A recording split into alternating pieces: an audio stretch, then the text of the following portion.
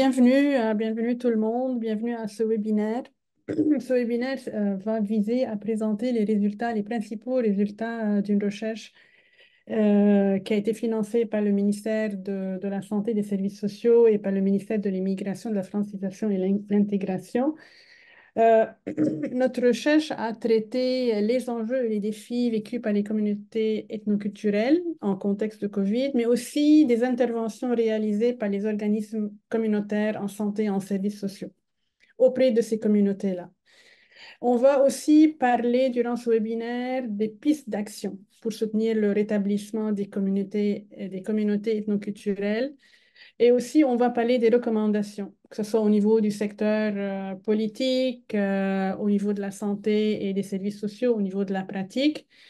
Et donc, nous parlerons de tous ces enjeux-là. On a parmi nous des acteurs du terrain, on a les chercheurs principaux qui ont mené la recherche.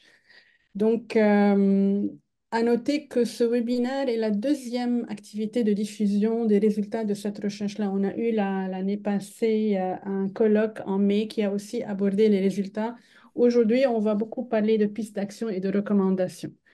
Sans plus tarder, je vais donner la parole à José Grenier et Keira Belhadjian, qui sont les deux chercheurs principaux qui ont mené cette recherche. Je vais les présenter très rapidement. José Grenier est professeur au département de travail social et à l'Université du Québec en Outaouais, au campus de Saint-Jérôme. Elle s'intéresse beaucoup au niveau de la recherche à la gérontologie, à l'approche aidance, aux pratiques d'intervention sociale et aux transformations de l'État, l'itinérance féminine et à l'éthique. Elle est membre du Centre de recherche sur les innovations sociales de l'Institut universitaire de première ligne en santé et services sociaux du CIUS de l'Estrie, CHUS, et du réseau québécois de recherche en soins palliatifs et de fin de vie. Keira Belhadjian est professeure en sociaux à l'Université de Lorraine, donc en France, chercheure régulière au laboratoire Lorraine de sciences sociales à Metz. Elle est chercheure aussi associée à l'Institut universitaire de première ligne en santé et services sociaux du Centre universitaire de Sherbrooke. Elle s'intéresse plus à l'axe développement des communautés. Ses recherches s'articulent principalement autour des champs de la culture et des migrations qu'elle étudie sous le prisme de la sociologie et du travail social. Donc, sans plus tarder, je vais donner la parole à José et Keira et j'ai besoin d'une minute pour mettre... Oups.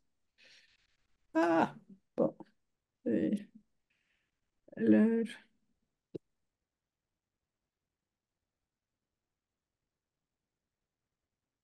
Diapo. Euh,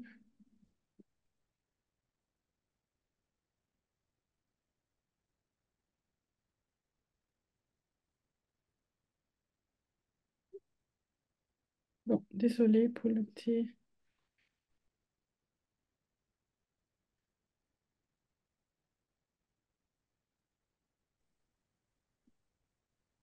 Est-ce que ça va? Vous voyez un peu là? Ça va? Oui. Parfaitement. Oui, oui, c'est bon. Je vais commencer. Donc, merci beaucoup, Grace. Alors, ce qu'on va essayer de faire avec José Grenier, comme Grace l'a expliqué, c'est de vous présenter un peu une mise en contexte, en fait, de cette recherche, puis différentes recommandations liées à cette recherche-action, donc, qui était vraiment pour outiller les organismes communautaires pour intervenir auprès des communautés ethnoculturelles en contexte de pandémie. Je pense que on peut avancer au niveau de la mise en contexte.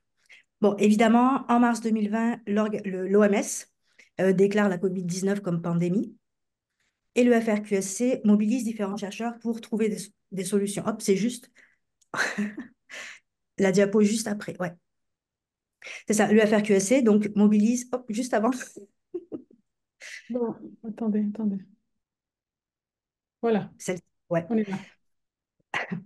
Donc, le FRQ mobilise des chercheurs pour essayer de trouver des solutions par rapport à la COVID-19 et du point de vue social essentiellement. Donc, on en appelle à solution COVID-19, puis on se rassemble en fait entre différents chercheurs de l'UCO, donc avec José Grenier, avec Grace Chamas, Marie-Laure aussi, Marie-Laure Dio, José Chénard, puis d'autres chercheurs de l'UCO, puis des chercheurs de l'UCAT aussi, Serine Touba Mbake Gay, Et on s'associe avec Access. Access qui est vraiment un acteur central, majeur en fait. En fait, pourquoi Access? On va en parler un petit peu plus tard aussi. Mais pourquoi Access dans un premier temps en tant que partenaire principal? Parce que c'est le premier organisme à s'être manifesté dans les médias dès le début de la COVID-19, dès le début de la pandémie, avec le confinement, etc., pour alerter au niveau des enjeux vécus par les communautés ethnoculturelles vis-à-vis de ce confinement, vis-à-vis de cette pandémie. On est rejoint progressivement par d'autres chercheurs de l'Université de Sherbrooke, donc Chantal Doré, d'autres personnes également, des collaborateurs, des collaboratrices, Roxana Clindon, Jean-François Allaire, enfin, plein de collaborateurs et collaboratrices. Et finalement, on est financé, donc c'est une bonne nouvelle, financé par le ministère de la Santé et des Services sociaux et le ministère de l'Immigration. On peut aller à l'autre diapo. Alors, le point de démarrage au niveau de cette recherche-action, c'est un constat, en fait, qu'on se fait. C'est-à-dire, on se rend compte que dès le début de la pandémie, dès le début de toutes ces mesures-là de confinement, de distanciation, on se rend compte que les personnes et les familles issues des communautés ethnoculturelles, et notamment les plus vulnérables, ne reçoivent pas, ou difficilement, en tout cas, les messages importants liés à la COVID-19 et qui sont diffusés par les autorités de santé publique. Et ce dont on se rend compte aussi, c'est que dès le début de la pandémie, on a quand même un grand nombre de ces communautés qui se tournent presque spontanément vers les organismes communautaires en santé et services sociaux pour trouver de l'information et pour trouver du soutien. Alors évidemment, aujourd'hui, c'est vraiment plus à démontrer, hein. Donc, les organismes communautaires sont ancrés sur le territoire. Donc ici, évidemment, les organismes communautaires se sont situés en première ligne de la lutte contre la COVID-19, de la lutte sociale contre la COVID-19. Alors, pourquoi? Parce qu'elles savent déjà comment entretenir des liens de confiance avec les populations. Elles s'appuient sur des forces qui sont déjà présentes. Elles ont créé une identité commune, une identité sociale commune entre les populations et le territoire, et il y a une confiance mutuelle qui sous-tend cette identité. Alors, les questions de recherche qui ont orienté notre recherche-action, on en a eu deux. En contexte de pandémie, comment s'assurer que les communautés ethnoculturelles les plus vulnérables reçoivent l'information claire et accessible des autorités de santé publique? Et quels outils, quelles pratiques, quelles ressources, quels mécanismes de collaboration permettent aux organismes d'intervenir efficacement auprès des communautés ethnoculturelles? Donc, on avait comme objectif principal de doter les organismes communautaires d'un guide d'action spécifique à une situation de pandémie. On avait aussi quelques objectifs spécifiques, donc analyser les perceptions par rapport à la pandémie et par rapport aussi aux autorités de santé publique, surtout identifier les difficultés, les besoins et les forces individuelles et communautaires des communautés ethnoculturelles dans ce contexte-là de crise majeure. On avait aussi comme objectif de documenter, d'analyser les défis, les outils, les pratiques d'intervention des organismes communautaires qui œuvrent auprès de ces communautés, alors outils, pratiques efficaces et moins efficaces parfois aussi, de réaliser un examen systématique des recherches et des études existantes au sujet de l'intervention communautaire en santé et services sociaux en contexte de pandémie et de proposer des pistes d'action sous forme de recommandations pour communiquer et intervenir efficacement auprès des communautés en contexte de crise sanitaire majeure. Alors, ce guide, on l'a construit autour d'une armature conceptuelle qui était inspirée du cadre Comprehensive Emergency Management, qui est reconnu par l'Organisation de sécurité civile du Québec et qui est repris d'ailleurs dans d'autres plans d'action institutionnels et gouvernementaux. Et ce guide, donc, du coup, il se construit autour de 4 temps. Prévention, préparation, intervention, rétablissement, résilience. Ces différents temps sont adaptés au contexte et au niveau de responsabilité des organismes communautaires. Et c'est important aussi de spécifier que ces temps se combinent les uns aux autres. Ils ne sont pas imperméables. Rapidement, alors comment on considère la prévention? Donc, toutes les stratégies de prévention visent à mieux faire face à une pandémie parce qu'elles permettent de limiter ou de réduire les besoins des populations quand survient une pandémie. Le volet préparation, c'est tous les effets d'une pandémie sur les populations. On sait qu'elles peuvent être anticipées en préparant les populations, les milieux, les territoires, les institutions. Donc, des mesures de préparation bien menées peuvent permettre de réduire l'improvisation quand survient une pandémie. Le volet intervention, toutes ces mesures d'intervention, elles constituent la mise en application alors des mesures de préparation, justement. Elles sont mises en œuvre dès le début d'une pandémie, elles permettent de répondre aux besoins essentiels des populations, de les soutenir pour faire face aux conséquences. Et le volet rétablissement, donc le volet post-pandémique, ici, on est dans des mesures qui sont anticipées également au moment de la phase de préparation et elles permettent d'apporter des réponses aux conséquences de la pandémie vécue par les populations. je pense qu'on va passer à la méthodologie, puis là, je vais laisser la parole à José. Oui, merci, merci, Cara. Je vais y aller aussi. Rondement. Donc, au niveau de la métaux, les données ont été collectées là, à partir de trois sources de connaissances complémentaires. Donc, premièrement, à partir des entretiens individuels et des focus group avec des leaders de communauté. Également, à partir de l'expérience des acteurs du milieu communautaire, dont des intervenants, des gestionnaires et également des organisateurs, organisatrices communautaires et aussi, comme Kéran a mentionné tantôt, là, à partir de recherches existantes, donc à partir de la littérature scientifique et de la littérature grise. On peut changer. Également, on ne pourrait pas passer là, sous silence, comme a mentionné tantôt Kéra, notre principal partenaire là, qui a travaillé avec nous au recrutement, donc Access. Bon, l'acronyme se définit ici, là, l'Alliance des communautés culturelles pour l'égalité dans la santé et les services sociaux. Donc, Access nous a soutenus dans le recrutement à partir de leurs membres de leur réseau. Donc, on les remercie vivement. On peut changer.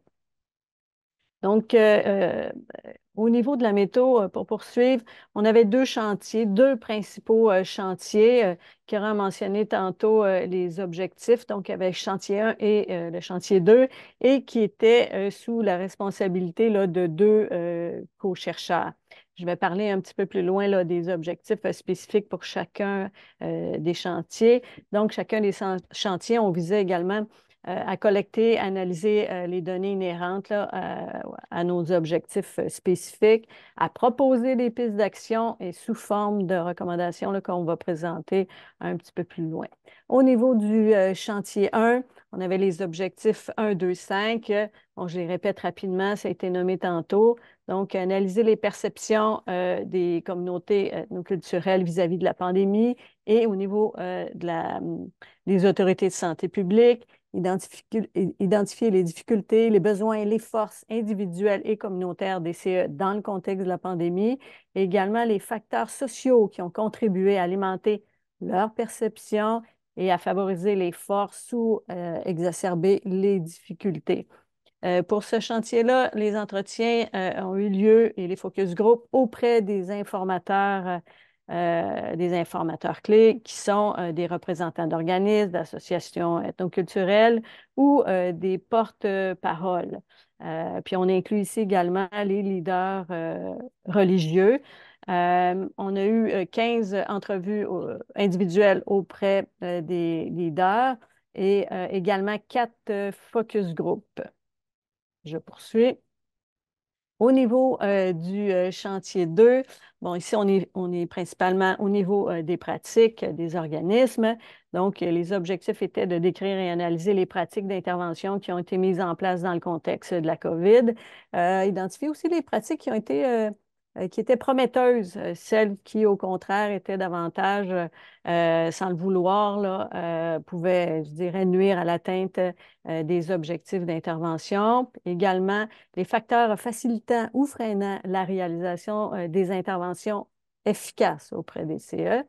Ici, on a eu également des entretiens individuels auprès d'intervenants, donc au nombre de 5, également auprès de gestionnaires, cette gestionnaire, et également des focus group auprès de ces deux catégories de population-là, donc par 4 personnes sur chacun des focus group. Brièvement, bon, ça c'est euh, les nombres d'interventions individuelles et de groupes qui ont été déclinés, mais principalement, ce qui est intéressant ici de mentionner, là, bon, c'est que les données ont été récoltées à partir de mars jusqu'à juin 2021, quand même, en peu de temps, et des gens qui étaient, les organismes qui étaient dans la région aussi de Montréal, la région du Québec et la région de Québec et la région de l'Estrie. En fait, si on regarde les résultats et globalement ici, là, les résultats des chantiers 1 et 2 démontrent que, en fait, tous les acteurs d'horizons variés, gestionnaires, intervenants, bénévoles, leaders des communautés, des gens des milieux communautaires et institutionnels. Ce que les résultats ont démontré principalement, c'est que peu importe les milieux, tous les milieux, là, peu importe la mission, chacun a modifié leur façon de faire, leur pratique. Ils ont innové afin de rejoindre les populations pour répondre aux besoins découlant de la pandémie. Bien entendu, ce qu'on a pu noter, c'est que l'enjeu majeur a résidé dans l'accès aux soins et aux services sociaux des populations en situation de vulnérabilité. Euh, En fait, pour les recommandations proposées, il y en a plusieurs. Donc, ici, vous savez, on a visé quelques recommandations là, sous différents volets. Mais ce qui est important de noter, les recommandations ont été surtout centrées euh, sur les, euh, sur les catégories de population issues des CE afin qu'elles ne soient pas davantage affectées durant une crise sanitaire plus qu'elles ne le ont été. Donc, telles que ici les femmes racisées, les personnes aînées, isolées, les personnes LGBTQ+, et les personnes à statut d'immigration précaire. Donc, les principales recommandations sous différents volets sont au niveau des volets politiques, au niveau de développement de partenariat, au niveau de développement de services et d'arrimage intersectoriel, et pour la pratique et la formation. On peut changer. En fait, un des principaux objectifs au niveau politique ici, ben, c'est aussi de concerter, là, sur une éventuelle crise, de concerter les acteurs de terrain et d'intégrer les CE dans les prises de décision. Pour nous, là, c'est incontournable. Donc, ce qui veut dire ben, œuvrer plus étroitement avec les CE, du moins avec un organisme représentant ou plusieurs organismes représentants, et les intégrer dans les espaces décisionnels pour mieux comprendre leurs enjeux et adapter les messages transmis et surtout dans le but aussi de viser l'efficacité des actions. Une autre recommandation, ben, maintenir les organisatrices et organisateurs communautaires sur le terrain dès le début de la pandémie et durant toute sa durée, là. On sait qu'ils ont été retirés du terrain et sont en interface aussi avec la communauté. Donc, leur action est essentielle.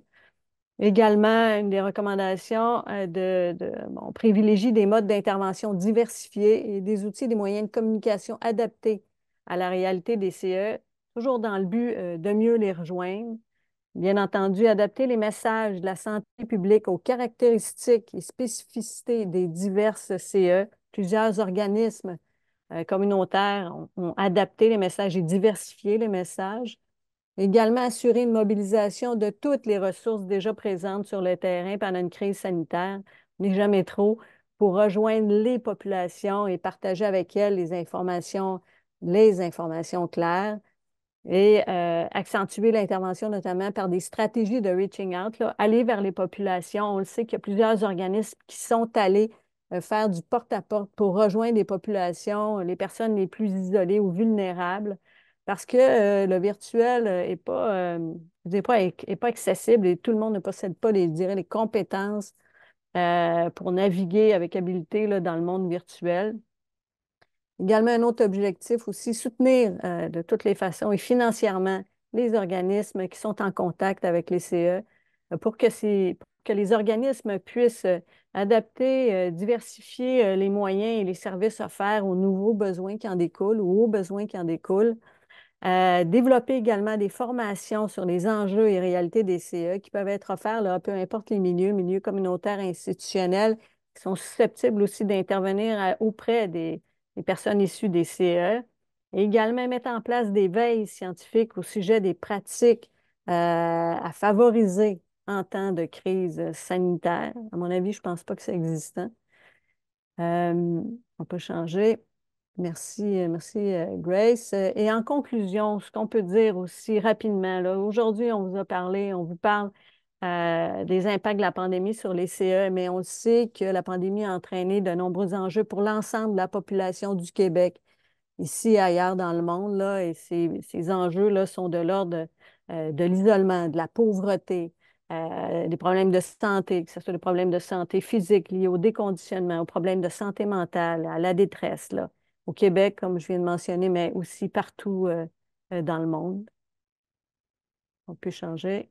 Euh, Bien entendu, les personnes en situation de précarité ont été les plus affectées par la pandémie. Et lorsque plongées dans un contexte de pandémie, ces vulnérabilités, on le sait, sont susceptibles d'accroître le risque que les besoins de base ne soient pas satisfaits, d'entraîner l'exposition accrue à la maladie, comme on a vu, d'effriter le soutien social et ou l'accès à des traitements adéquats. On peut changer. En fait, il me reste à remercier là, tous les personnes, les chercheurs, nos collaborateurs, les intervenants, les leaders de communautés religieuses, intervenantes, organisatrices communautaires, bénévoles, gestionnaires qui ont participé à la recherche et surtout dans un contexte aussi de pandémie où tout le monde était très, très, très occupé. Merci. C'est bon.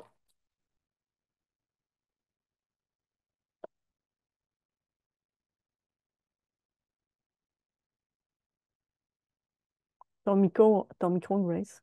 Ah, désolée. Merci José, merci Kaira. On va avoir à la fin une période de questions et donc je vais procéder euh,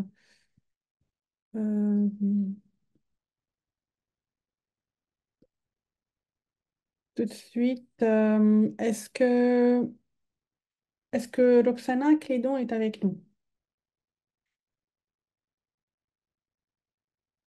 Non, elle n'est pas là. Elle n'est pas là. Donc, on avait Roxana prévue pour faire une intervention. Peut-être on la laisserait, si elle arrive un peu plus tard, on va la laisser, on lui laissera un temps pour faire son intervention si elle arrive à se joindre à nous. Donc, sans plus tarder, je vais plutôt maintenant passer à Monsieur Jérôme De Giovanni. Je vais juste prendre un peu de temps pour introduire Monsieur Di Giovanni. Monsieur Di Giovanni a une formation universitaire en sciences politiques et en administration. Il a plus de 25 ans d'implication dans les organismes communautaires. Il a un engagement profond dans la problématique de l'égalité en emploi et l'insertion professionnelle pour les personnes issues des communautés ethnoculturelles et des minorités visibles, ainsi que de leur accès aux services de santé et services sociaux. Il a aussi également donc un engagement profond pour assurer un rôle décisionnel aux associations de patients dans le système de santé. Il a aussi de nombreuses publications d'articles, de rapports. Il est aussi conférencier sur ces questions-là, notamment la littératie en santé et l'adhésion au traitement, la santé publique et la gouvernance du système de santé. Il a aussi plus de 20 ans d'expérience à titre de membre de différents conseils d'administration de comités, dont par exemple présentement il est président de l'Alliance des patients pour la santé, ainsi que membre du comité aviseur des groupes patients et proches aidants de médicaments novateurs au Canada. Il a déjà été membre du conseil d'administration de l'Institut national de santé publique du Québec et président du Centre Génération Emploi. Depuis 2004, M. Di Giovanni est directeur général de l'Alliance des communautés culturelles pour l'égalité dans la santé et les services sociaux. Monsieur Di Giovanni, merci d'être avec nous. Je vous donne la parole. Merci beaucoup. Merci de l'invitation. L'étude qu'on vient juste de présenter, elle était extrêmement importante pour les organismes communautaires en santé et services sociaux des communautés culturelles.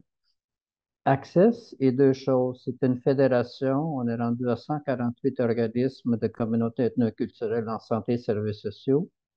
On est également un centre d'expertise conseil en santé et services sociaux et les relations interculturelles. On intervient à divers niveaux.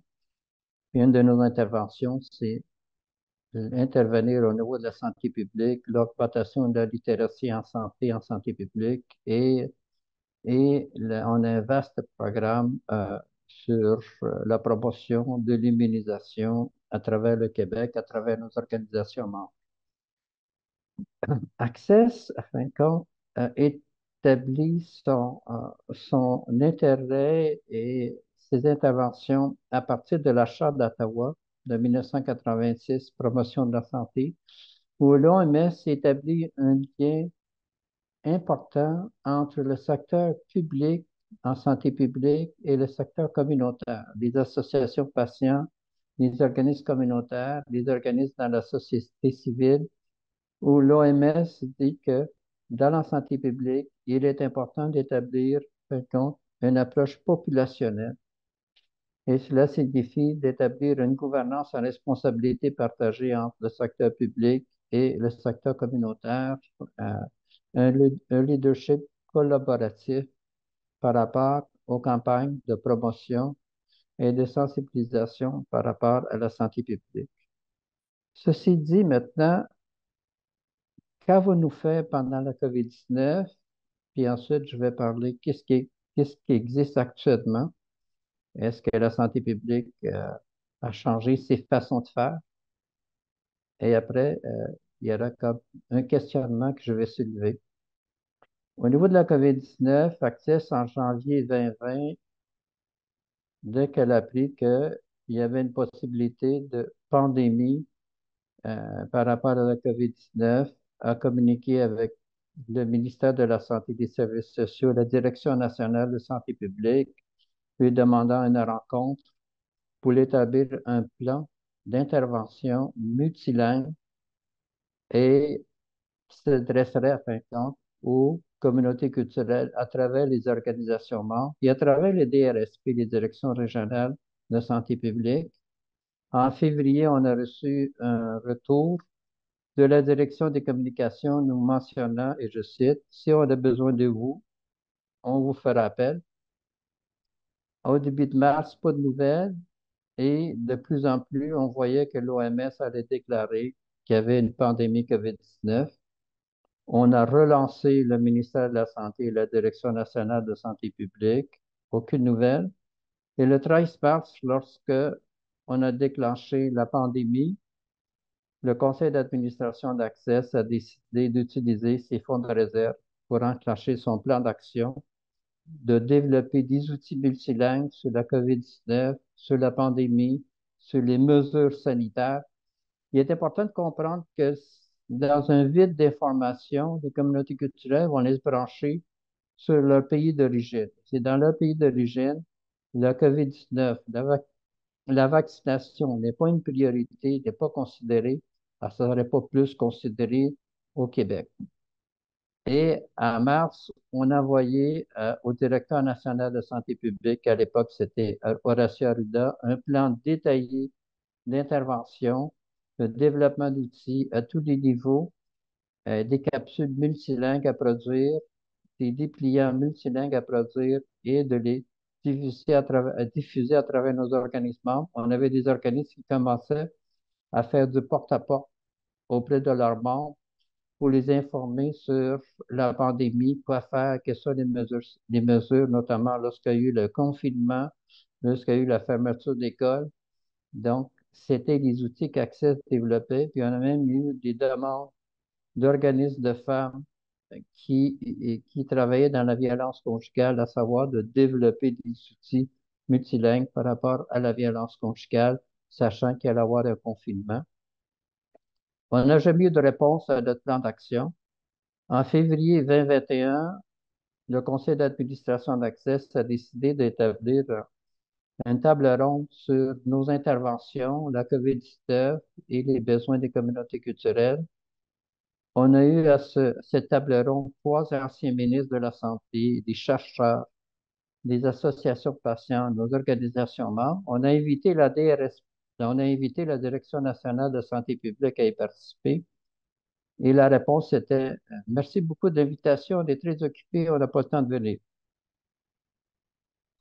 Et en fin de compte, on a poursuivi la production d'outils, la diffusion d'informations.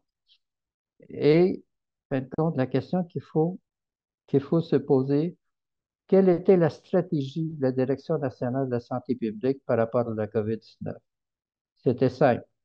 Conférence de presse, Horacio Arruda, ministre de la Santé, Premier ministre, tourné dans les médias, Radio-Canada, TVA, ainsi de suite, pour des entrevues. Et ensuite apparaissaient des capsules vidéo en anglais, en français. Donc, on n'a eu vraiment aucun partenariat, aucun, aucune approche par rapport aux demandes qu'Access faisait. Et ça signifie que ça signifie que l'approche populationnelle, telle que promue par l'OMS, n'était pas appliquée à la Direction nationale de santé publique. Ça signifie que toute la question du leadership collaboratif, de la gouvernance à responsabilité partagée n'était pas absolument appliquée. C'était vraiment une culture organisationnelle cloisonnée, une gestion du dossier en silo. Donc, là, ça créait, à fin de compte, des problèmes parce que les organismes des communautés culturelles étaient laissés à eux-mêmes. Sauf pour quelques DRSP qui voyaient qu'il y avait un besoin urgent sur leur territoire à cause d'une masse critique de la population des communautés culturelles. Maintenant, quelle est la fin de compte de la stratégie actuelle? On a changé de directeur national de santé publique, qui est maintenant Luc Boileau. Et en 2024, Luc Boileau a fait une conférence de presse sur l'influenza, les variants COVID-19 pour, fin de compte, là, promouvoir la vaccination, des mesures sanitaires en santé publique. Access a communiqué avec la Direction nationale de santé publique et a envoyé un plan détaillé disant, voici le plan, on aimerait vous rencontrer, on aimerait discuter avec vous pour promouvoir la campagne et définir à fin de compte des outils multilingues qu'on pourrait produire. Après plusieurs semaines et même mois, on a reçu une lettre de la Direction nationale de santé publique disant merci de votre plan, mais on n'est pas intéressé. C'est la même chose avec euh, la rougeole. On a communiqué disant la rougeole, il est important qu'il y ait une campagne d'information multilingue. On est rendu le 1er mai, on n'a jamais de nouvelles. Suite à ces échecs, le conseil d'administration d'Access a décidé de déployer, sans tenir compte de la Direction nationale de santé publique ou du ministère de la Santé et des Services sociaux, son plan de promotion de la vaccination. Actuellement, on est en train de déployer 4 plans, la rougeole, le VRS, monocoque et influenza, financés par le secteur privé, notamment l'industrie pharmaceutique. Il faut également souligner que dans la loi 15, l'article 1, le dernier alinéa, le ministre de la Santé demande à Santé Québec d'implanter l'approche populationnelle afin d'assurer la fluidité des services par rapport aux besoins. Ben, il faudrait voir comment cette approche populationnelle va être implantée par rapport à ça. Et je crois que la question qu'il faut se poser actuellement, c'est quel type de formation les professionnels de la santé reçoivent à l'université? Est-ce qu'on enseigne l'approche populationnelle? Est-ce qu'on enseigne la gouvernance à responsabilité partagée? Access reçoit des stagiaires en santé publique du niveau maîtrise, tant au niveau de l'Université Laval que l'ESPOM, l'École de santé publique de l'Université de Montréal. Et quand ces stagiaires-là arrivent chez nous, on dit maintenant, on va vous parler de l'approche populationnelle, de l'intervention communautaire. Ils nous regardent avec des grands yeux, sachant de quoi que vous nous parlez. On a à peine entendu parler de quoi que vous voulez discuter. Suite à cela, Access a proposé à l'École de santé publique de l'Université de Montréal un atelier sur l'intervention communautaire et l'approche populationnelle. C'est un atelier qui est en développement actuellement.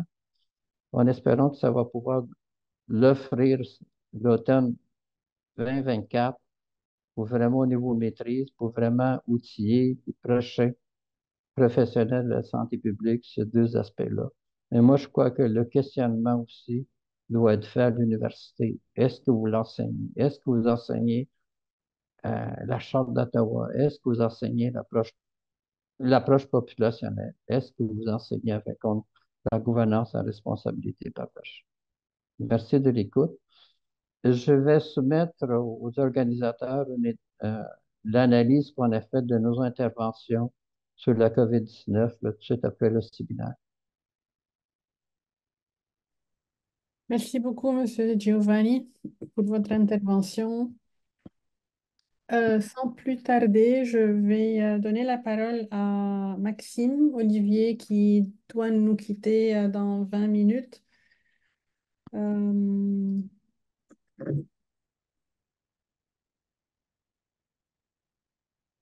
Maxime Olivier est étudiant à la maîtrise à l'UQO en travail social. Il avait complété un baccalauréat en psychologie à l'UQAM en 2019. Il a débuté son expérience en intervention à la maison d'Exode en tant qu'intervenant en toxicomanie pendant 2 ans. Il a intégré la maîtrise à l'UQO en 2021. Il a travaillé comme assistant de recherche avec la professeure Mélanie Bourque sur différents projets de recherche, notamment un projet sur la réforme, les effets de la réforme Barretts au sein du réseau de la santé et des services sociaux. Il a aussi travaillé comme intervenant psychosocial à Foyer de Monde, qui est un organisme communautaire d'hébergement pour les personnes demandeuses d'asile, réfugiées ou qui n'ont pas de statut d'immigration. Ces champs d'intérêt gravitent autour de la santé mentale, des dépendances, aussi l'intervention en contexte interculturel et la défense des droits des personnes vulnérables. Donc, je donne la parole à Maxime, mais je partage avant. Euh, Hop, non, c'est pas ça. Désolée.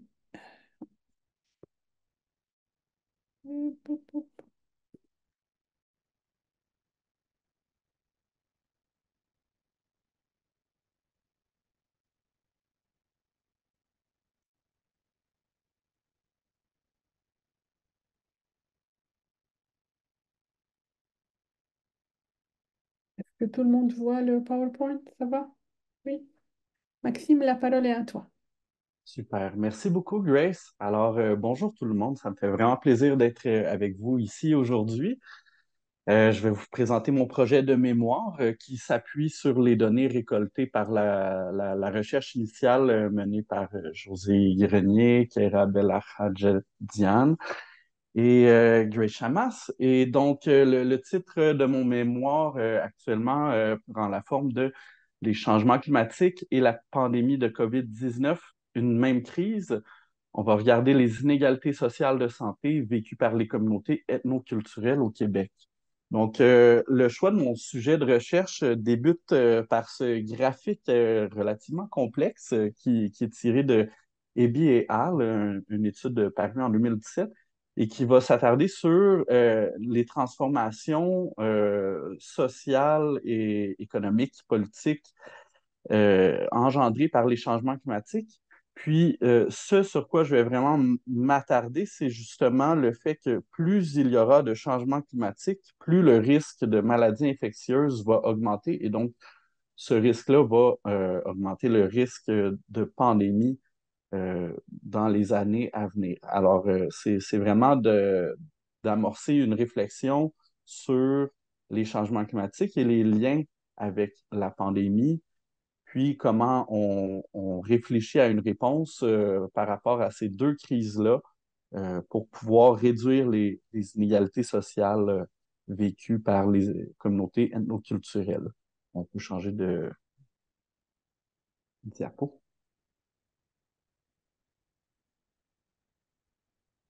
Je pense que le partage d'écran ici, il s'est arrêté.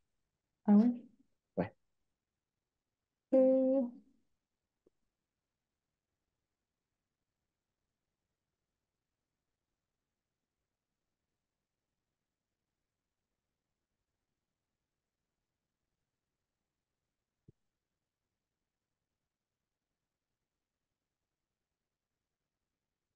Alors, merci. Donc, je vais m'attarder plus spécifiquement à traiter des liens entre la pandémie de COVID-19, les changements climatiques et les inégalités sociales de santé. Donc, ce qui est, comment dire, dans la vision publique générale, on va souvent adresser la crise sanitaire et la crise climatique comme étant deux crises distinctes. Mais en réalité, la pandémie, avec la littérature scientifique qu'on a aujourd'hui, on a probablement, d'une manière générale, les données pointent dans la direction du fait que les changements climatiques ont probablement engendré la pandémie. Donc, c'est vraiment les effets de la pollution et de la surexploitation liés aux activités humaines qui vont augmenter le risque de transmission de virus entre les animaux sauvages et les êtres humains. Donc, plus il y a de déforestation, plus il y a d'étalement urbain, plus il y a de transformation de l'environnement, plus ça amincit la barrière qu'il y a entre les animaux sauvages et les populations humaines. Puis l'amincissement de cette barrière-là augmente le risque de transmission de zoonose. Puis, donc, on l'a vu avec la pandémie, le fait qu'il y a manqué de prévention au niveau des conditions de vie, puis des conditions de vie des communautés plus vulnérables, ben, ça a affecté négativement ces communautés-là. Donc, c'est vraiment l'importance de la prévention puis d'améliorer les conditions de vie pour augmenter l'espérance de vie.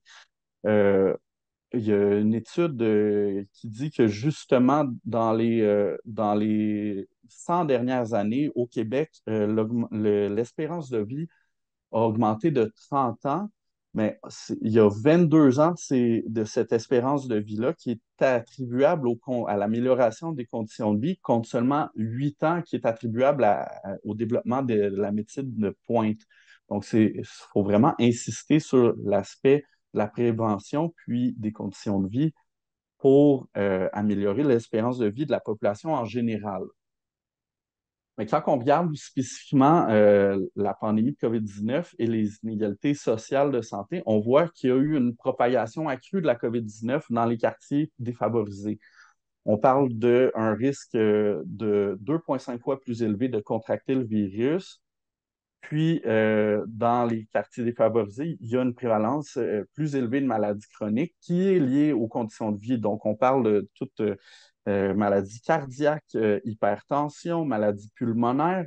Tout ça, c'est lié aux conditions de vie des personnes-là, de ces personnes-là. Puis, on le sait, les personnes issues de l'immigration sont surreprésentées dans les quartiers défavorisés. Donc, on s'attarde à réfléchir sur la responsabilité collective d'agir sur les inégalités sociales de santé. Donc, on cherche à à trouver les moyens pour réduire les inégalités face à la crise sanitaire et crise climatique. Puis, on sait qu'il y a les écarts de richesse qui sont en augmentation, donc c'est vraiment de réfléchir à ça d'une manière globale, je dirais même politique. Je vais changer de diapo. Donc, ma question de recherche en soi, c'est en quoi l'expérience et les constats tirés de la pandémie de COVID-19 et des mesures sanitaires qui y sont associées peuvent-ils être utilisés pour réduire les inégalités sociales de santé vécues par les communautés ethnoculturelles face au changement climatique et aux mesures d'adaptation et d'atténuation qui y sont liées. Donc, les objectifs principaux de ma recherche, c'est de documenter les impacts de la pandémie en mettant en lumière les effets des mesures sanitaires sur les déterminants sociaux de la santé des personnes issues des CE. Je veux réaliser une analyse de ces inégalités sociales de santé pour contribuer à la réflexion sur les changements climatiques et les effets qu'ils engendreraient au niveau des ISS vécus par les membres des CE. Et enfin, d'identifier des stratégies et des recommandations pour atténuer les inégalités sociales de santé en intégrant l'expérience et les constats tirés par la pandémie de COVID-19 pour éviter d'exacerber les inégalités sociales de santé dans l'adoption des mesures d'adaptation et d'atténuation face au changement climatique. Donc, mon cadre conceptuel s'articule autour de trois approches conceptuelles. Donc là, je vais vraiment y aller d'un niveau global vers un niveau plus local ou d'un niveau plus général vers un niveau plus euh, particulier. Et après, je vais y aller à l'envers pour un peu vous montrer comment ça s'articule. Donc, One Health, vraiment, c'est une approche qui est globale, qui vient des sciences vétérinaires. Puis, ça met vraiment en évidence les liens entre la santé de la planète, les écosystèmes et les populations humaines. Puis, avec la pandémie, il y a plusieurs équipes de recherche qui ont mis de l'avant cette approche-là pour illustrer les liens entre les changements climatiques et la pandémie de COVID-19.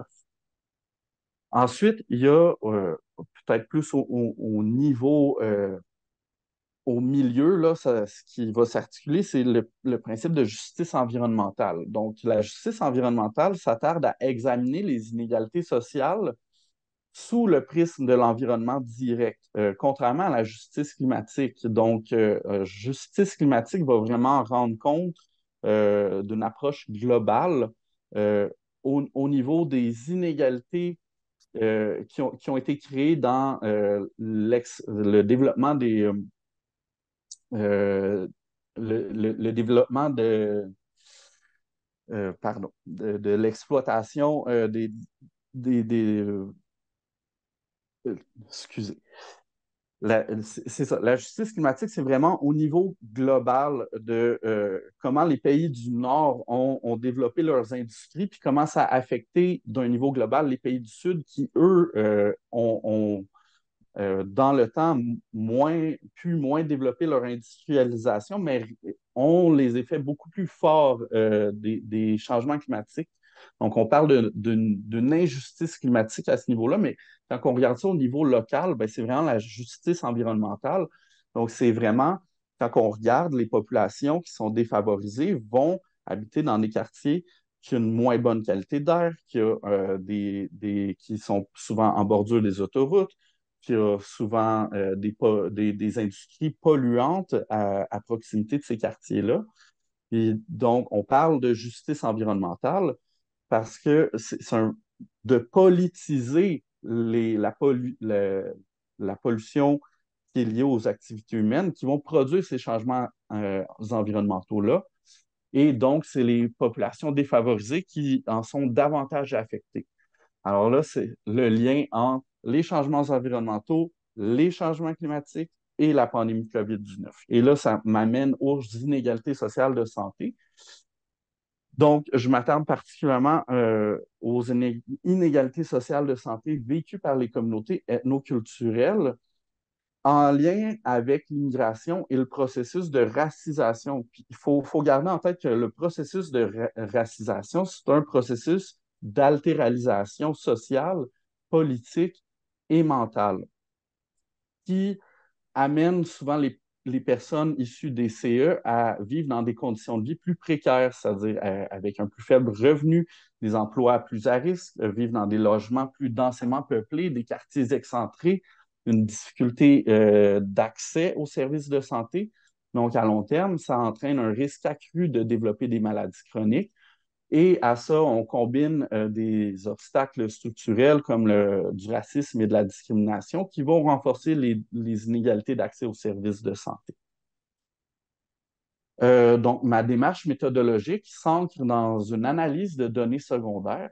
Donc, j'ai la chance d'être dirigé par José Grenier durant mon mémoire. Puis,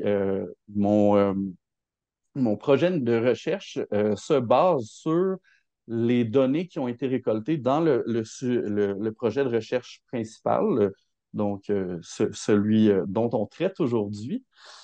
Puis, ça permet justement de prendre ces données-là et de poser une nouvelle question de recherche à la lueur de ces mêmes données-là sans avoir à recontacter des populations qui sont déjà vulnérables. Donc, ça évite de perturber les populations vulnérables et qui sont plus difficiles à joindre.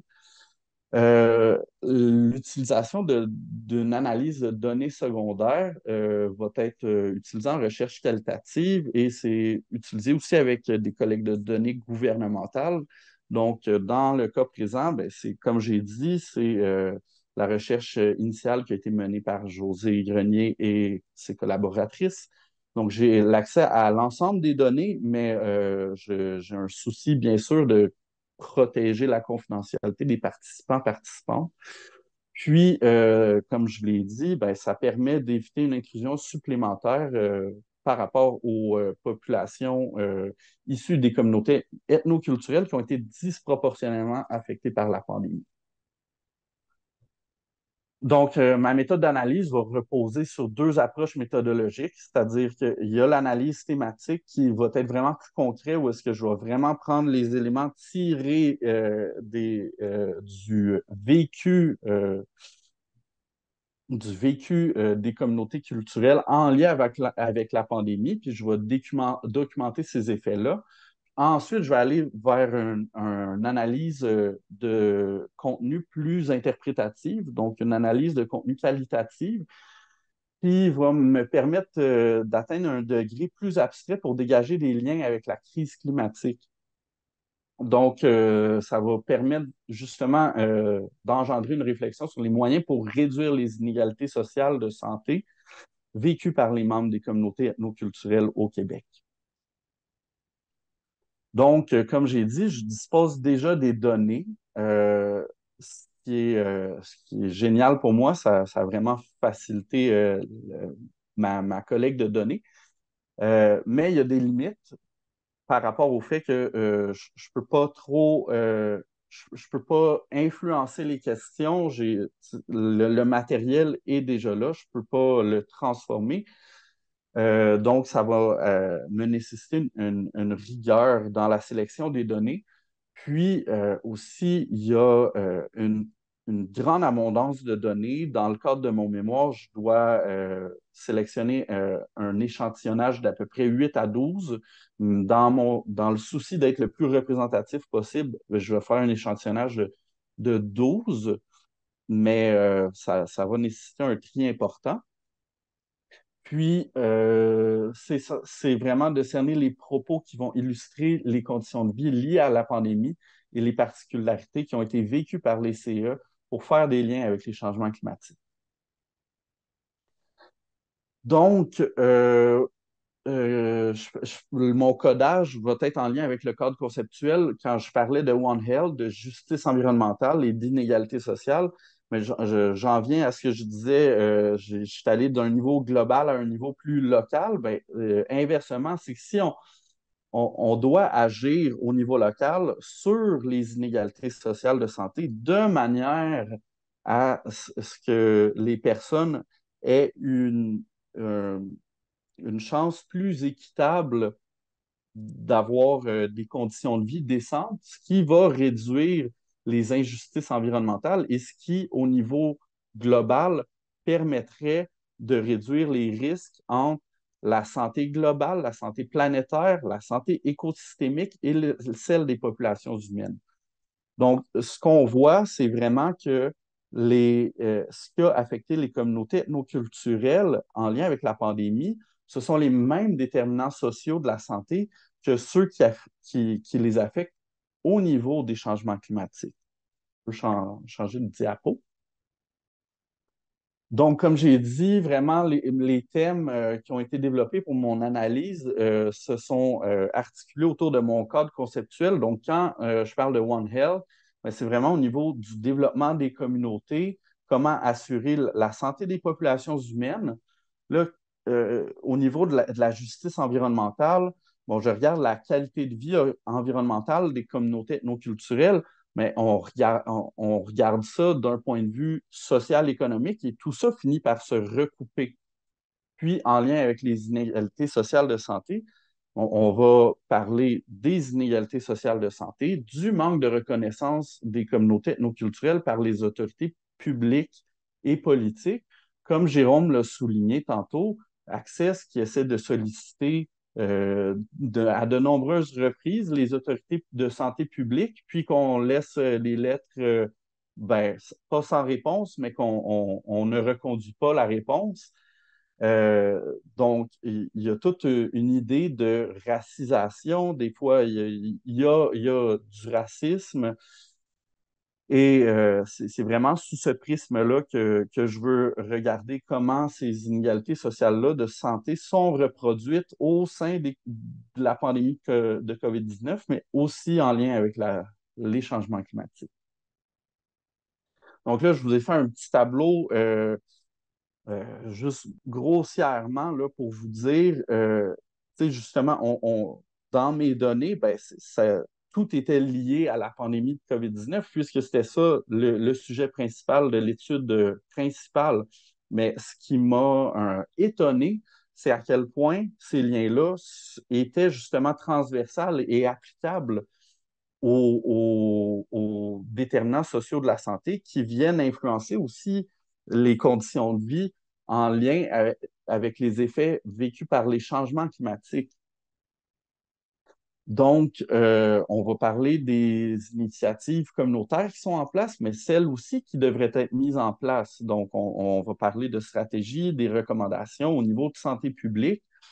On va regarder les conditions de vie des communautés ethnoculturelles, mais les privilèges et les inégalités d'opportunités, euh, notamment par rapport au manque de reconnaissance des diplômes, des savoirs acquis à l'étranger, le manque de données sur les conditions de santé en lien avec l'ethnicité. Il y a une espèce de discours au Canada qu'on ne récolte pas tant de données spécifiques sur les communautés culturelles pour ne pas vouloir les stigmatiser, mais en même temps, paradoxalement, on a un manque de données sur les conditions de vie dans lesquelles ils sont. Donc, voilà. On peut changer aussi. Donc, vraiment, ce qui a émergé, ben, c'est tout le vécu expérientiel des communautés ethnoculturelles en lien avec la COVID-19. Comment ils ont vécu la COVID-19, mais aussi comment c'est applicable au niveau des changements climatiques. On peut changer de diapo. Alors voilà, bon, comme je l'ai dit, c'est l'analyse des conditions de vie en lien avec la COVID-19. Donc, ce sont les mêmes déterminants sociaux de la santé qui affectent les personnes migrantes et qui vont être exacerbés par la crise sanitaire et climatique. Donc, on parle de logements non adaptés. On peut-tu revenir juste avant, s'il vous plaît? Je la diapo précédente. Merci. Donc oui, vraiment les logements non adaptés, donc une surpopulation dans les logements, impossibilité de pratiquer la distanciation sociale dans le cas de la pandémie COVID-19, mais dans le cas aussi de changement climatique, ben, s'il y a une canicule puis qu'on est dans des logements, qu'il y a une surpopulation dans le logement, mais ça devient difficile de se protéger. Il y a aussi une difficulté d'accès aux services de santé, l'exclusion sociale et politique qui est vécue. Puis je fais le lien avec ce qu'un participant parlait au niveau du vaccin. Donc, un des participants parlait du fait qu'avant l'arrivée du vaccin, les communautés ethnoculturelles prenaient de plus en plus conscience de la précarité dans laquelle elles vivaient. Puis là, ils commençaient à s'organiser pour faire valoir leur droit à de meilleures conditions de vie, leur droit à un statut migratoire, leur droit à avoir un meilleur salaire. Mais là, le vaccin est arrivé, puis c'est comme si ça avait été une baguette magique qui nous ramenait vers la réalité normale, entre guillemets, d'avant. Mais il faut réfléchir en lien avec les changements climatiques, il faut penser à une solution collective à un problème qui est collectif.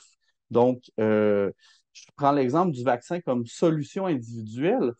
Bien sûr, c'est important de se faire vacciner dans le cas de la pandémie. C'est une solution qui s'est révélée tout à fait efficace. Mais ce que je dis comme solution individuelle en lien avec la pandémie, c'est, disons, on prend un quartier comme Parc Extension où est-ce qu'il y a une très forte prévalence de population immigrante. Puis si on applique une solution individuelle ou est-ce qu'il y a beaucoup d'îlots de chaleur à Parc Extension durant l'été? Il y a beaucoup, quand il y a des canicules, je pense qu'il y a quelque chose comme 10 ou 15 degrés de plus en termes de température que le quartier juste à côté, qui est Outremont, qui est population comme plus bourgeoise. Historiquement, c'est la bourgeoisie issue de la colonisation francophone qui s'est installée là. Donc, beaucoup plus confortable. Et donc là, ce que je veux dire, c'est que dans un quartier comme Parc Extension, si on se dit, bon, ben, une solution individuelle aux îlots de chaleur, puis durant les canicules, ben, ce serait de subventionner des airs climatisés à tout le monde qui habite dans ce quartier-là. Mais ça ne ferait pas de sens parce que plus qu'on refroidit nos maisons avec la climatisation, plus ben, ça produit de la chaleur au niveau global. Donc, ce ne serait pas une solution adaptée. Ce serait de voir une solution qui serait collective, ça serait d'encourager le verdissement du quartier, de donner des subventions pour des toits verts, d'encourager la création de ruelles vertes pour pouvoir, à un niveau local, mais global, pouvoir justement avoir un quartier qui a des meilleures conditions de vie, qui peut protéger les gens de ce quartier-là face au changement climatique. Puis, en lien avec la littérature, il y a la notion de syndémie. La syndémie, c'est les interactions biologiques et sociales qui sont liées à des conditions de vie. Et ces interactions-là vont augmenter la susceptibilité d'une personne de nuire ou d'aggraver ses conditions de santé.